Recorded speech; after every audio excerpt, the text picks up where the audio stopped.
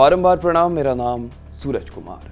बहुत शोर है, मायावती इंडिया अलायंस में जाएंगी नहीं जाएंगी। शोर इतना है कि कांग्रेस की आवाज दब गई है, जो ये चाहती थी कि बसपा इंडिया गठबंधन की एक कड़ी बन जाए। और ये शोर था किसका? सपा का, अखिलेश यादव का। लेकिन यूपी में इसी शोर के बरक्स एक और शोर सुनाई दे रहा है। इस मर्तबा शोर मायावती और यूपी में पिछले कुछ सालों से अपनी पैठ बनाने की कोशिश कर रहे AIMIM के कर्ता धर्ता असदुद्दीन ओवैसी की है। तैयारी तीसरे मोर्चे की हो रही है। NDA और इंडिया गठबंधन के बाद मायावती और ओवैसी साथ आ सकते हैं, ऐसा कहा जा रहा है। और ये भी कहा जा रहा है कि ये दाव बीजेपी को फायदा और इंडिया गठबंधन को सबसे ज्यादा घाव देगा। अब कारण समझिए।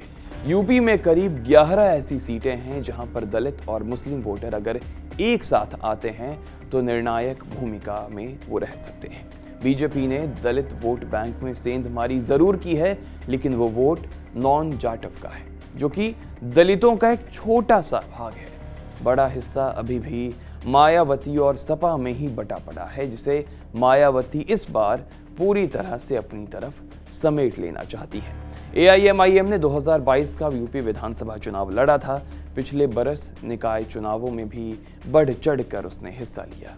साल 2022 के विधानसभा चुनाव में AIMIM ने तीसरा मोर्चा बनाया था। तब भी इसमें बसपा के पूर्व नेता बाबू सिंह कुशवाहा की पार्टी, जन अधिकार पार्टी और वामन मेश्राम की अगुवाई वाले भारतीय मुक्ति मोर्चा के साथ मिलकर भागीदारी परिवर्तन मोर्चा बनाया गया था।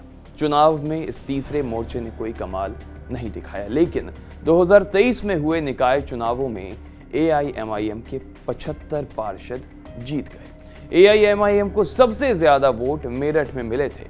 भारतीय जनता पार्टी के हरिकांत ने 2,35,000 वोट यानी कि करीब 41% वोट के साथ मेयर पद जीता था। वहीं AIMIM के अनस को 1,28,000 वोट यानी कि करीब 22% वोट मिले, जो कि सपा उम्मीदवार सीमा प्रधान को मिले वोट से 13,000 वोट अधिक है।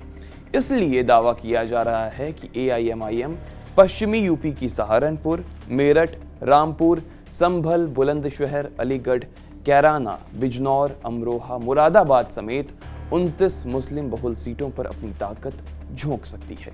अब पार्टी की बसपा से गठबंधन की खबरें आ रही हैं, तो संभव है कि AIMIM को 10 से 15 सीटों पर चुनाव लड़ने का अवसर मिले।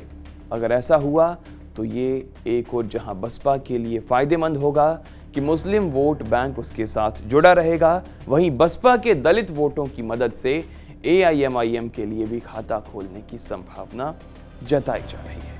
लेकिन क्या ये हो सकता है? और अगर हुआ तो इंडिया गठबंधन और NDA की प्लानिंग में क्या बदलाव नजर आएगा? और क्या वो बदलाव कारगर होगा? क्योंकि बीजेपी तो बदलाव का नारा लेकर ही जनता के पास जा रही है। उत्तर प्रदेश, उत्तराखंड की खबरों को जानने के लिए देखते रहिए TV9 उत्तर प्रदेश, उत्तराखंड।